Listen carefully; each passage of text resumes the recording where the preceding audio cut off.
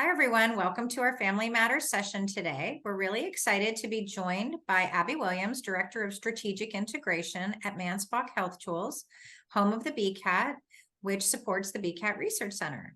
Hi, Abby. Welcome. Hi, thank you. Glad to be here. Thanks for taking the time to join us today. Abby, before we get started, can you talk a little bit about your role as a speech language pathologist and, the types of services that you offer? And I know you have a lot of expertise in addressing memory concerns with your patients. Can you give us a Sure, little intro? Thank you. sure. So I have been a speech language pathologist for over 17 years, and I've been working with the aging adult population the whole time over the course of those 17 years. I've been in different settings, meaning I've worked in a hospital, I've worked in a skilled nursing and rehab setting, I've worked in outpatient and home health. And being a speech language pathologist in the geriatric setting means that you deal with different things than you would being a speech language pathologist of working with children. So in the adult setting, it's working on swallowing and fluency and voice and cognition and communication. And part of communication is cognitive communication. And a small aspect of that is memory. So, in working with cognitive communication impairments and memory, we work on really assessing and treating the patient with the memory impairment and working on either improving their memory or working on compensating for the memory deficits through a variety of strategies. Interesting. So you mentioned you've worked with older adults and you've targeted improving their memory and maybe even improving other areas of cognitive impairment. Can you tell us a little bit about, how do you actually do this? Sure. So part of speech therapy, and when I was doing practicing speech therapy, it does require a physician's order to actually go through the process of therapy. And what that entails, I mentioned a little bit earlier, but it would be an evaluation, based on the physician's order, and then we would determine, where you're at functionally. So did you have something happen? Were you sick? Did you have a surgery or something other kind of illness? And then figure out where you're going. So are you returning home? Do you have family support? Is there any kind of interventions already in place with family? So there's a lot of factors that really go into a whole evaluation and treatment component. But during speech therapy, a treatment plan would be formed and identifying what the deficits look like. So it could be memory impairments, it could be attention, so being able to pay attention and focus, could be figuring out problems in your environment or any kind of finding solutions to those problems. So all of that pertains in cognitive communication. But with memory, it works a lot on, determining, are you able to improve your memory? So sometimes people who have more later stages of memory impairments, they're no longer able to improve their memory. But if you're just beginning to have these memory impairments, there's still some new learning present. So working on improving the memory and then working on compensating for any kind of the memory deficits. So Okay. that's a little bit. Yeah, it sounds like you've done a lot with some of the older adults that you've worked with. So let me ask you this. It sounds like when you have a therapist to help you, you can get a lot of good progress and be able to address some of these underlying issues. Can people work on memory just on their own, by themselves without a speech language pathologist helping them? Yes, that's a great question. So, um, you can go through therapy. So many people do go through therapy, and then their therapist can prescribe them with a home exercise program to do after therapy. But even if you haven't gone through therapy and you feel that there's memory deficits present, you absolutely can work on improving your cognitive performance. So it's never too late to start. You know, hopefully throughout this interview we can touch on some areas of where to get started, but even if you have not gone through speech therapy and you do notice that there's some memory deficits, you absolutely can start working on your cognition today. That's good news. So, when I think about memory strategies, I feel like a lot of people put these in place, right? So I might always put my car keys in the same spot, when I come in the door. So I know right where they are and I don't lose them, when I need them again. Are there strategies that you found that maybe, or you've instructed, your patients over the years to use that could be helpful? Are there any sort of just general memory strategies that might be helpful for our listeners that they could implement, today? There sure are. There's a lot of useful strategies that I would recommend generally. So I'll touch on a few in case anyone wants to try them out at home. The first one is repetition. So, say for example, you are on your way to the grocery store and you have your list there, but you remembered something else that you need to add to your list. So you can repeat it over and over and over and over and over. So you forgot eggs. You forgot to write eggs on your list and you don't have access to a pencil to write it down. So you're going to say eggs, eggs, eggs, eggs, eggs, eggs. You're just going to repeat it I've over done and over that. and over. Sure. Oh, absolutely. It's something we've all done, right? But it's something that works. And you could, for those families that are listening in, you could tell your loved one who might be having some memory impairments, let's repeat it over and over and over. So that's one. The second one is visualization. So really tapping into that visual imagery in your visual memory. So taking my egg example, if I'm trying to remember eggs, I'm going to repeat it over and over, and then I'm going to make a mental picture in my mind. So I might picture where the eggs are in the grocery store. I might picture the words, the word eggs spelled out. I might picture those letters in my mind. I might picture myself writing eggs on my list. So making that visual imagery is going to help with being able to remember. The next is word association. So this is really a personal strategy to use. So my word associations might not be for you, Lynn, but they might be, effective for me. So if I meet someone new and their name is Betty, and Betty has these beautiful blue eyes, Betty with the beautiful blue eyes. So that works for me, but someone else that meets Betty might say, "Oh, Betty's got, a nice pin on her shirt. So I'm going to remember her by that." It's really a personal strategy. So whatever you find that would work to associate whatever word it is you're trying to remember is going to be the most beneficial. Another thing, and this is probably the most common thing people do, is writing things down.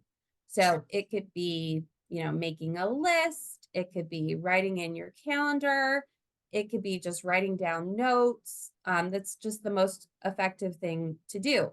One thing I do want to note about writing lists and writing notes is it's important that if you're writing it, that you're using your lists appropriately. So crossing out your list, making sure you've done everything on your list, not losing your notes. So I know that that's a downfall too, is people say, I wrote it down, but now I can't remember where I wrote it. Happens to me too. So writing down lists. One other thing is using your Alexa if you have one at home. Oh, that's a good Um, idea. and using your phone. So you can use the Alexa to set timers, to set alarms. Alexas can even make phone calls if needed. So, using what you have on your smartphone, you can set your timers to take your pills. You could set reminders. You could take notes in your notes app. You can do calendar appointments. So there's a lot of different ways to use our smart devices in our home. So that's just an overview of some basic general strategies. Yeah, I could see how if you were trying to set up a family member who didn't live with you and try to give them some extra reminders throughout the day, their phone and their Alexa, those would be great opportunities just to kind of give them that ping, that reminder that, hey, it's time to take your pills, or don't forget you have a doctor's appointment later, whatever the case may be. So those are really good ideas. Thanks for sharing that. And another important thing that I do just want to mention is, there's a lot of these strategies that we just talked about. And, you have to make it personal so that way you use them. And it's important to make them into a habit. So we can talk about it all we want, but like you said, if a family member wants to ping them, I mean, that is a great suggestion and a great idea, but we want to make sure that the individual using these strategies is really making them a habit. So that way we can help with sustaining the ability to use these strategies over a period of time. So that way they're effective. Yeah, that's a good point. Baking it into sort of their routine so that it happens consistently and regularly, and they can kind of count on it to help make them successful. You got it. Okay. Now you mentioned a term earlier, brain health. And I know I've heard that term. Our families have probably heard that term. It's gaining more popularity. Can you tell us a little bit about brain health and how do people practice brain health? How does that work? It certainly is becoming something that's more popular. You hear brain health, especially now in the new year, we're hearing, healthy habits and brain healthy habits. It's something that anyone can do. So at the BCAT, we feel that there are 7 brain healthy lifestyle changes that you can make to help with brain health. And one is not necessarily more important than the other, and one sometimes can coincide with the other. And when you do one, it might show that the other one is more prevalent. So I'll go through what those 7 are and just talk a little bit about it. But basically, by using these 7 healthy habits, it's going to help promote a brain healthy lifestyle. So the first one is cognitive exercises. And we're going to talk hopefully a little bit more in this interview about, really challenging yourself with cognitive exercises. The next is enhancing mood. So if someone has a prolonged period of anxiety or depression, it's really going to affect their overall health. So making sure that enhancing mood is part of living a brain healthy lifestyle. Physical exercise. We've heard this before. This is probably the most common one that everyone knows. Exercise means being healthy. Absolutely. Sleep. Yeah. Getting enough sleep. So getting enough quality sleep is part of living a brain healthy lifestyle. Eating a healthy diet. Again, this is another one that's very common and very popular that we hear. Eating a healthy diet is very important to leading a brain healthy lifestyle. Social engagement. This is one that we don't think of quite as often, but this is one that is so desperately needed. So making sure that people are engaged with another. So it could be, going to lunch with a family member on a regular basis, maybe making regular phone calls to friends or attending activities in the community. So those are all part of social engagement and a part of brain health. And then the last one is centered breathing. This is one too that is not as common. So centered breathing or meditation, and it's maybe something that some older adults are a little resistant to because it's relatively newer, and many people are not as in tune with meditation and centered breathing, but it's extremely beneficial. So there's lots of different ways to get started with centered breathing, and just over time by doing it, the more comfortable you will feel. And these brain healthy habits, as I mentioned, they kind of play off of one another. So by incorporating your physical exercise, it could help enhance your mood. By doing the centered breathing, it might help with your sleep. By having a healthy diet and by engaging in, social activity, it could also help your mood. So they all kind of are intertwined. I like that you get extra benefit. If you do one thing, you can actually help with a couple different areas of brain health all at the same time. So a little bit of extra um, benefit if you exercise and you feel great after you exercised, it may also help you sleep, or it may also That's help you right. feel more relaxed. So that's And great. if you're doing one, you're more likely to do another, because if you're on that positive momentum of, trying to get one aspect, it helps with getting another aspect, to live this brain healthy lifestyle. Yeah, I love that.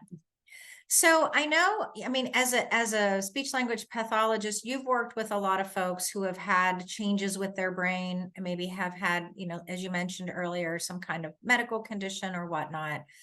For those out there that maybe aren't having an acute episode, but are really interested in hearing more about these ways to sort of protect their brain, build up their defenses so that they don't start to have changes or declines over time, kind of keep what they have. Is there a way to really build up the strength around your brain health to make you feel, that you're doing all you can to minimize risk? Yes. I mean, cognitive reserve and building cognitive reserve it's a term that we use at the BCAT, and it refers to building the brain's defenses. And Okay. what this means is doing some cognitive activities and living a brain healthy lifestyle, using those brain health tips, helps really build the brain's defenses to help mitigate against further cognitive decline. So I think of it as a way of, like you're doing physical exercises. So you're doing exercises to target your biceps. That means you're going to help keep those muscles strong so that way they're not going to deteriorate over the period of time. It's the same thing with your brain. So if we're doing these brain exercises, we're building the cognitive reserve so that way we're helping mitigate against any kind of future decline. Okay, so building reserve is an important aspect to overall healthy aging, right? We want to keep our good thinking skills. Are there specific exercises or specific activities that help to build that reserve that are maybe better than other activities that are out there? How do people know what to sort of target and zone in on if they're going to do these activities?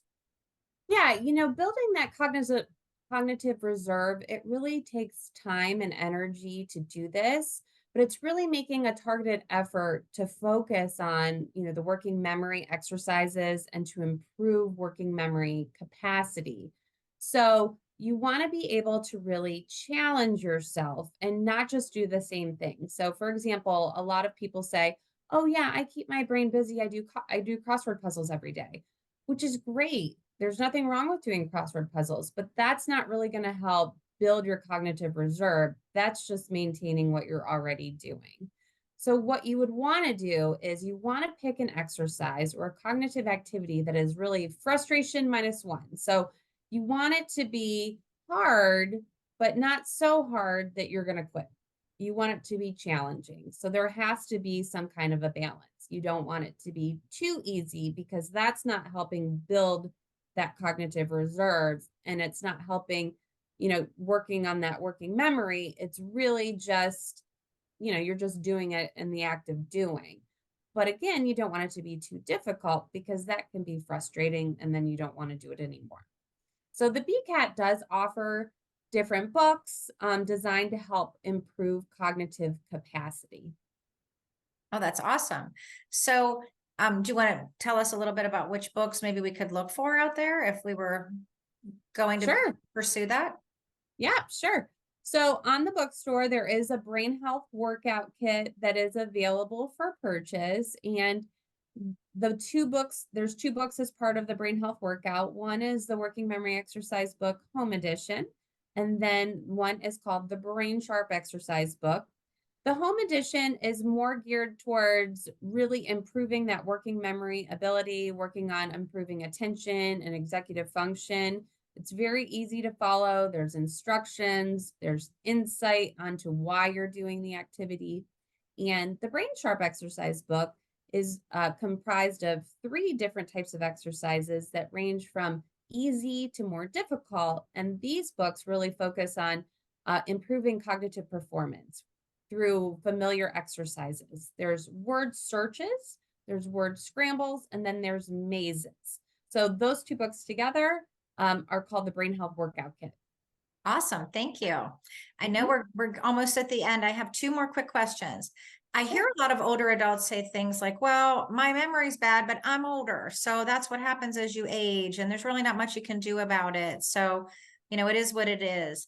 Would you mind sharing with our listeners, what you think of that sort of philosophy or mindset? And is there some truth to that statement? I've heard that too. A lot of times the older adult who I would see for therapy, they would say, "Oh, there's nothing I can do. That's just part of that's just part of it, or the family doesn't want to do anything because they feel that's just how it is. Fortunately, we know enough now that that's not the case. So, by living a brain healthy lifestyle and focusing on those brain health tips, that's one way, as well as completing the cognitive exercises. So, in the brain health workout kit, there's also other things that you can do. On the BCAT website, we do have other resources that are available. There's a free downloadable cognitive exercise packet. So individuals that are interested in working on their cognition, they're able to go onto our website and download this free packet just to try out some of those brain exercises to see if it's anything that they would like. But it's also a matter of making a targeted effort to improve the working memory. And absolutely, it's a misconception. And as long as there is that effort and that want, working memory and memory can improve. Great, thank you. And thanks for those resources. I think that'll be helpful for folks who are looking for something to kind of start with. I know we're almost out of time. One last question. Is there or are there any resources out there if our family members suspect their loved one might be showing some signs of changes in their memory, or even if that person is concerned that they want to make sure that they're maintaining, the good memory that they do have? Is there a way that they can spot check their memory to kind of see, is there any truth to this? Am I doing okay? Or am I having some slight changes, maybe to connect, to help them take that first step? Do I need to talk to my doctor? Are my suspicions real? What can they do, at home if they don't have the luxury of having a therapist sort of on board at the moment to help them? How do they navigate that? That is a great question. And I'm sure so many families can relate to this. On enrichvisits.com, if you click on My Mem Check, this is a free self screen and it tests memory and it only takes a few minutes to complete. So, again, it's called My Mem Check. And the older adult is able to go on and it's a self screen. At the end, there is an action plan that's provided, and you could take that action plan to your doctor. So if you're noticing that there are some changes, or if you're noticing that you're having some difficulty with your memory, you can take this action plan right to your doctor to maybe talk about some next steps. And this is something that, the older adult and families can do every few months just to see if there's any kind of changes. So that's a great question. Yeah, I love that. So that gives them something they can just get started with. If they want to just explore this a little bit further, they have the opportunity to take that first step. Yeah. Great. Well, you've given us a lot to think about. We have a lot of new resources to consider and some great information we can take away to share with our families today. Hopefully, if any families out there are suspicious of any changes in memory or just want to maintain their brain health, they have some really great, simple things they can put into practice, starting immediately. So we thank you so much for all of these great tips and suggestions and for sharing all of these resources with us today. You're welcome. Thanks for having me. Thank you so much. And that'll conclude today's Family Matters interview. And we'll hope to see you back here next time. Thanks so much. Bye-bye.